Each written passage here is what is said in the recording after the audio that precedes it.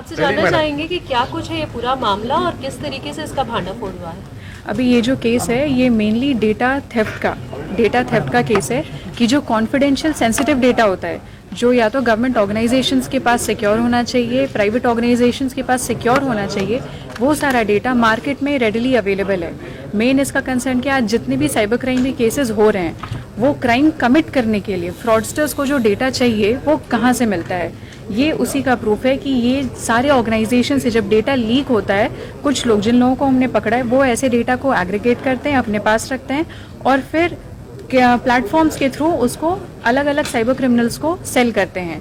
यहाँ पे जो प्लेटफॉर्म हमें पता चला वो है जस्ट डायल पे एज सर्विस डिलीवरी एजेंट्स ये लोग अपने आप को रजिस्टर करते हैं और वहाँ पे जो भी कॉल करता है तो ऐसे कॉल्स के कस्टमर्स कोई नॉर्मल जेन्युइन इंसान नहीं होता है। जो साइबर क्राइम फ्रॉडस्टर्स होते हैं वो लोग जस्ट डायल पे कॉल करते हैं और बोलते हैं कि उनको फॉर एग्जांपल क्रेडिट कार्ड का डेटा चाहिए, डेबिट कार्ड का डेटा चाहिए, तो फिर वो उनकी इंक्वायरी लिस्ट होती है और वो इन सारे सर्विस डिलीवरी एजेंट्स के पास जाती है और फिर ये लोग उन फ्रॉडस्टर्स को वापस कॉल करते हैं या तो फिर इनका जो डिटेल्स होता है वो फ्रॉडस्टर को चला जाता है थ्रू जस्ट डायल और फिर वो लोग इनसे टच में आते हैं। पहले ये जो गैंग है ये लोग सैम्पल डेटा प्रोवाइड करते हैं, सैम्पल डेटा वेरिफिकेशन के बाद फिर जो फ्रॉडस्टर्स हैं वो लोग इनसे एक्चुअल डेटा खरीदते हैं। अच्छा, एक चीज़ और, जिस तरीके से आपने कहा कि ये डेटा बेचा जा रहा है और खरीदा जा रहा है, इससे अभी तक क्या इन आरोपियों ने बताया कि कितना बड़ा जो है कोई बड़ा फ्रॉड हुआ है जिसमें इनकी भागीदारी रही है, ऐसा कुछ उन्होंने कहा? नहीं, अभी ये चीज़ हमारी अंदर इन्वेस्टिगेशन है। एज ऑफ नाउ इन्होंने ऑन द लिस्ट इनके जितना डिटेल्स अभी मिला है एज ऑफ नाउ इन्वेस्टिगेशन करके एटलीस्ट 100 फ्रॉडस्टर्स को इन्होंने बेचा है। तो अभी वो 100 फ्रॉडस्टर्स के पास भी उनके पास इतना सारा डेटा होगा तो यू कैन इमेजिन कितने क्राइम्स वो कमिट करेंगे। बट अभी this is a matter of investigation and definitely we are sure more than a good number of cases, काफ़ी केसेस इससे रजिस्टर हुए हैं।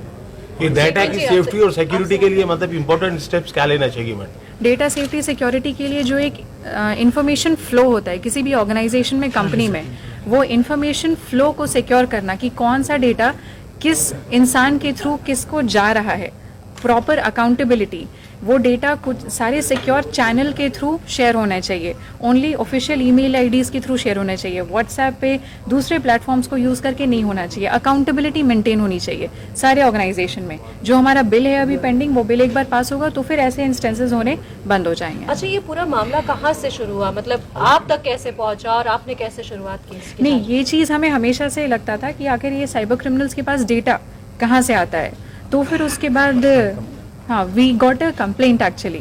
तो फिर because we were anyway investigating and thinking and then the complainant came to us saying कि this kind of data is available.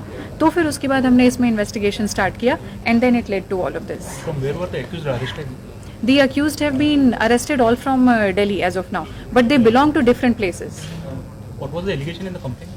The allegation in the complaint is regarding sale and purchase of confidential data, sensitive data, which is not to be sold in the open market. Okay.